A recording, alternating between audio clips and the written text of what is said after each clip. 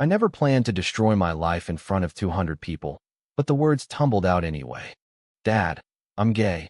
I said into the microphone at the Harrington family gala, and the silence that followed was louder than any scream.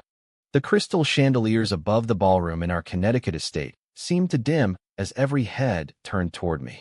My father, Richard Harrington, rose slowly from the head table, his tailored tuxedo suddenly looking like armor. "If that is your choice, David," he said, voice steady but cold enough to freeze the champagne flutes, "then you are no longer my son. Your name is removed from every document. The inheritance, the trust, the company shares, all of it is gone by morning." Security appeared at my elbows before I could reply. I was walked out past aunts who wouldn't meet my eyes and cousins who whispered behind silk gloves. The night air hit me like a slap as the heavy oak doors closed. I stood on the gravel drive in my rented tux, phone in hand, watching the mansion lights blur through sudden tears.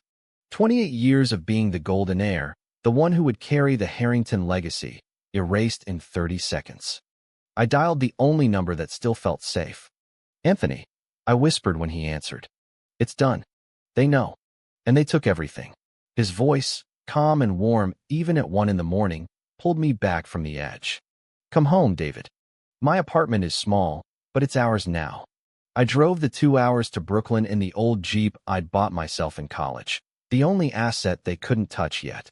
The city lights welcomed me like an old friend I'd been ignoring. Anthony waited on the stoop of his walk-up in Bushwick, wearing the faded NYU hoodie I loved. He didn't say much, just pulled me into his chest and let me shake. We had met 2 years earlier at a quiet fundraiser for LGBTQ youth shelters. I was there representing the Family Foundation, smiling the practice smile. He was a high school history teacher volunteering his weekends. One conversation about civil rights marches turned into coffee the next week, then stolen weekends in Vermont where no one knew my last name. I had kept him secret because the Harrington name demanded perfection, straight, married, producing heirs. Now the secret had exploded, and I was free in the worst way possible. The next morning my phone wouldn't stop.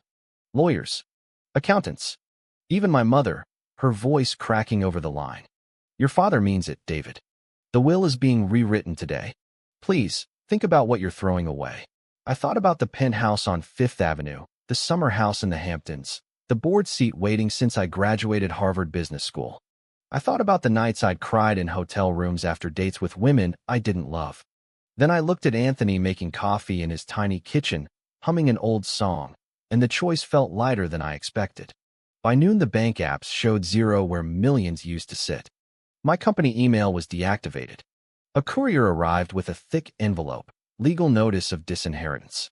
I signed where they told me to and handed it back. Anthony watched from the doorway. "We'll figure it out," he said. Together. That afternoon, I walked the Brooklyn streets feeling strangely alive. No more pretending. No more measuring every word. The fear was still there, sharp and metallic, but so was something new. Possibility. Mike, my college roommate and the only friend who had guessed years ago, texted, "Proud of you, man. Crash at my place anytime. The family will come around, or they won't. You're still you." I smiled for the first time since the gala. Maybe this was the beginning. But as the sun set over the East River, I wondered how long the honeymoon of freedom would last before reality crashed in. Anthony and I cooked pasta that night, laughing over nothing, and for a few hours the world outside the apartment didn't exist. I didn't know yet that the hardest parts were still ahead. The misunderstandings, the betrayal that would shake us both, and the moment I would have to decide what I was truly willing to lose all over again. The first week without money felt like learning to breathe underwater. Anthony's one-bedroom in Bushwick became our entire universe. He taught 10th grade history at a public school in Bed-Stuy, bringing home papers to grade at the kitchen table while I scrolled job listings on his ancient laptop. My resume read like a joke now, heir apparent with no references willing to speak my name. "Try nonprofits," Anthony suggested one evening, sliding a bowl of ramen my way. "You know how to raise money. Use that." I applied to 10 places before bed. The rejections started arriving by Friday. "We're looking for candidates without recent gaps," one email said politely. The gap was my entire previous life. Anthony never complained about the sudden roommate who couldn't pay rent. He just made space in his closet for my 2 suits and told me stories about his own coming out at 19 in a small Ohio town. His parents had eventually accepted him, sent cards on birthdays. Mine sent legal documents. The misunderstanding crept in on day 10. I had spent the afternoon at a coffee shop filling out applications when an old family friend spotted me. By evening, the gossip reached Anthony through a mutual acquaintance. "People are saying you only came out because you knew the money was going to your cousin anyway," he said quietly while we washed dishes. The hurt in his voice sliced deeper than any disinheritance letter. "Is that true, David? Did you time it so you wouldn't lose as much?" I dropped the plate. It shattered between us. "I came out because I was suffocating," I answered, voice raw. "The money was always going to be the price. I just finally decided I couldn't pay it anymore." He nodded, but the doubt lingered in his eyes for days. We patched it with long walks along the waterfront, holding hands where no one from my old world would see. I landed a part-time gig at a small LGBTQ community center organizing fundraisers. Ironic, given my last name was now Poison. The pay barely covered groceries, but the work felt honest. Anthony's students started noticing his boyfriend picking him up after school. One girl asked if we were married. Anthony blushed and said, "Not yet." The word hung between us like a promise I wasn't sure I could keep. Pressure from outside mounted too. My sister Claire called from Paris, where she'd fled years ago to escape the same expectations. Dad's rewriting everything in favor of the cousins. Mom cries every night. "Are you happy, David?" The question stung because the answer was complicated. I was happier than I'd ever been waking up beside Anthony, but the emptiness of lost identity gnawed at me. Who was I without the Harrington fortune behind me? Mike showed up one Saturday with pizza and beer. "You're trending in certain circles," he warned. "Someone leaked the gala story to page 6. They're painting you as the spoiled heir who threw it all away for a guy." I stared at the article on his phone. The photo was grainy but unmistakable, me being escorted out. Anthony read over my shoulder, jaw tight. That night we argued for the first time. "Maybe I should move out temporarily," he offered. "Give you space to fix things with your family." I grabbed his hand. "Don't you get it? You are the thing I'm not willing to fix away." The argument ended in exhausted hugs on the couch, but the seed of insecurity had been planted. By the end of the second week, I had my first real interview lined up at a mid-sized foundation. I wore the only suit I still owned and practiced answers in the mirror. Anthony kissed me goodbye at the subway entrance. "You've got this. The real you is enough." As the train rattled toward Manhattan, I wondered if that was true. The city that once belonged to me now felt like foreign territory. I stepped off at Union Square determined to prove everyone wrong. My father, the lawyers, even the small voice in my head that still whispered I had made a terrible mistake. The interview went better than expected. The foundation director, a woman named Lena who had read the page 6 piece, actually smiled. "We need someone who understands both money and heart," she said. "You might be perfect." I started the following Monday at half my old salary, but the work, connecting donors with youth programs, filled a hole I hadn't known existed. Anthony celebrated by cooking my favorite Thai curry.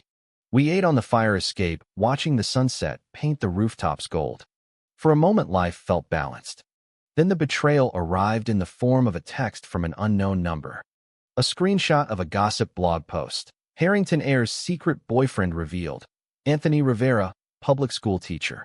The article had photos of us holding hands at the community center event I had organized. My stomach dropped. Anthony's face when I showed him was pale. "Who would do this?" he asked. I knew. Only one person outside our circle had both the access and the motive. My former best friend from prep school, Tyler, who had always resented my family's wealth and who had been pushing me to stay closeted for business reasons. He had sold the story for cash, probably hoping to curry favor with my father. The damage spread fast. Parents at Anthony's school started complaining. The principal called him in for a conversation about professional boundaries. Anthony came home that night looking smaller than I had ever seen him. "They didn't fire me," he said, "but they suggested I take some time off. Parents are worried about influence." I wanted to drive to Tyler's Hamptons house and punch him. Instead, I held Anthony while he cried for the first time since we met. The misunderstanding between us deepened. He started sleeping on the couch, claiming he needed space. "I dragged you into this," he muttered one night. Your whole world collapsed because of me. I tried to argue, but words felt useless. The community center work became my anchor. I threw myself into planning a gala of my own, smaller, scrappier, but real. Donors who had known me as young Harrington now saw me as David, the guy who showed up in jeans and actually listened. One evening after a long planning meeting, Lena pulled me aside. You're good at this, but you're carrying something heavy. Don't let it break you. I almost told her everything, but the words stuck. Back at the apartment, Anthony was packing a bag. I think I should stay with my cousin in Queens for a while, he said. Give you room to breathe without my drama. Panic rose fast. I blocked the door. Don't run. Please. I sacrificed the money, the name, everything, for us. If you leave now, what was the point? He dropped the bag. We talked until sunrise, peeling back layers of fear neither of us had admitted. He was terrified of becoming the reason I regretted coming out. I was terrified of losing the only person who had ever loved the real me. By morning, we had a fragile peace and a plan. Faced the press together at my small fundraiser. The day of the event arrived with pouring rain. I stood on the makeshift stage in a borrowed suit and told a room of 50 strangers my story, the gala, the cutoff, the love that made it worth it. Anthony sat in the front row, eyes steady. When I finished, the applause was genuine. Donations poured in. For the first time, I felt like my new life had momentum. But as we left the venue hand in hand, a black town car idled across the street. The window lowered just enough for me to see my father's face. He didn't wave. He simply watched, expression unreadable, before the car pulled away. That night, the weight of what I had lost pressed down again. Anthony sensed it and held me tighter. We're building something better, he whispered. I wanted to believe him. The betrayal from Tyler still burned, but the support from strangers and from Anthony was starting to heal the cracks. I just didn't know how much more the cracks would be tested. The media storm died down after 2 weeks, but the damage lingered like smoke. Anthony returned to school on a trial basis. Parents still stared, but the principal backed him after the successful fundraiser made local news. I threw myself deeper into the community center, landing a full-time role with benefits that actually covered our rent. Life settled into a rhythm, subway commutes, weekend markets, quiet nights cooking together. Then the second betrayal hit from an unexpected place. My loyal friend Mike, the one who had toasted my courage, had been secretly recording our conversations. He sold them to a tabloid for enough money to pay off his gambling debts. The headline read, "Disinherited heir admits he still misses the money." The quotes were twisted just enough to make me sound regretful. Anthony read the article at breakfast and went very still. Is it true? Do you miss it? The question landed like a physical blow. I had said offhand remarks about wishing I could still help his school with supplies or take him on the trips we once dreamed about. Mike had edited them into something ugly. I missed the freedom it gave us, not the cage, I explained, but the trust between us fractured again. Anthony started coming home later, claiming parent-teacher conferences that didn't exist. I followed him one evening and found him sitting alone in a park, staring at his phone. When I confronted him, he admitted he had been talking to a counselor about whether our relationship was built on my guilt. The pain of that conversation nearly broke me. I walked the streets until dawn, replaying every decision. Had coming out been selfish? Had I dragged Anthony into a life of struggle because I needed an anchor? The low point came on a Tuesday when the community center faced funding cuts. Lena called me into her office. We might have to let you go? The big donors are nervous about the publicity. I sat on a bench outside afterward, suit jacket over my knees, feeling the same emptiness I had felt the night of the gala. Anthony found me there. Instead of words, he simply sat and took my hand. I was wrong to doubt you, he said finally.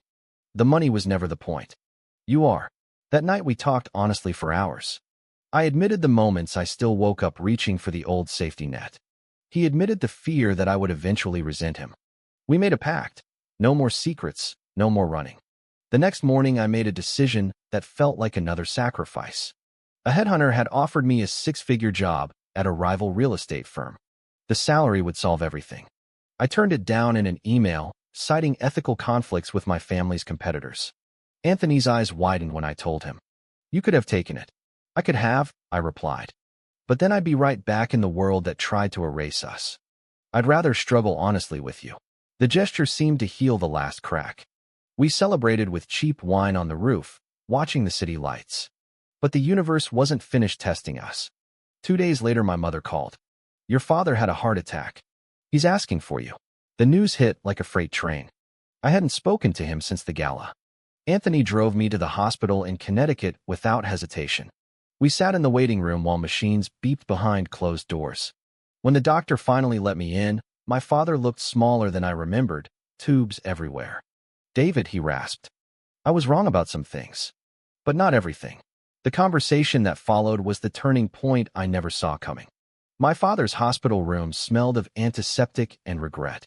Monitors tracked every heartbeat while he struggled to speak. "I built this empire so my children would never want," he said, voice thin.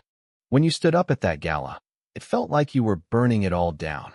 I sat on the plastic chair, Anthony waiting outside as I had asked. "I wasn't burning it down, Dad. I was trying to live inside it without lying." He closed his eyes for a long moment. "Your mother hasn't slept. Your sister won't come home. And the board is circling like sharks." He reached for my hand, the first time in years. "I'm not asking you to change who you are. But the company needs you. Come back. We can figure out the rest." The offer hung between us. 6 months earlier, I would have grabbed it. Now it felt like a beautifully wrapped trap. I thought of Anthony in the hallway, of the life we were slowly building, of the kids at the center who saw me as proof that coming out didn't mean the end. "I can advise," I said finally. "From the outside. But I won't hide again. And Anthony comes with me. As my partner, not a secret." My father's face tightened, but he didn't argue. "We'll talk when I'm out of here." I left the room lighter and heavier at the same time. Anthony listened to every detail on the drive back to Brooklyn. "You turned down a fortune again," he said quietly. "For me. For us," I corrected. The next weeks became a strange dance. I consulted remotely for the family business, strategy calls at odd hours, never stepping foot in the office. My mother started sending care packages with my favorite cookies. Small olive branches. But the board pushed back hard. Rumors spread that I was only helping to sabotage from within. Tyler, the friend who had sold the first story, leaked internal memos. The stress landed on Anthony too. His school faced another round of complaints after my name appeared in a business journal. One afternoon, he came home with a black eye, not from a student, but from a parent who had waited in the parking lot. "This isn't sustainable," he said, holding ice to his face. "Maybe I should transfer to another district." I refused to let him carry the weight alone. I organized a community rally outside his school, invited local press, and stood with parents who supported him. The turnout surprised everyone. Anthony watched from the steps as I spoke about love and acceptance without shame. That night he pulled me close and whispered, "I'm not going anywhere." The sacrifice came the following month when the family company hit a crisis, a major deal collapsing because of bad press tied to my story. My father called at 3 a.m. "We need you in the room, David." One meeting. No cameras. I went, but I brought Anthony. We sat side by side in the boardroom while lawyers and executives stared. I laid out a recovery plan that saved the deal. My father watched me with something like pride for the first time since the gala.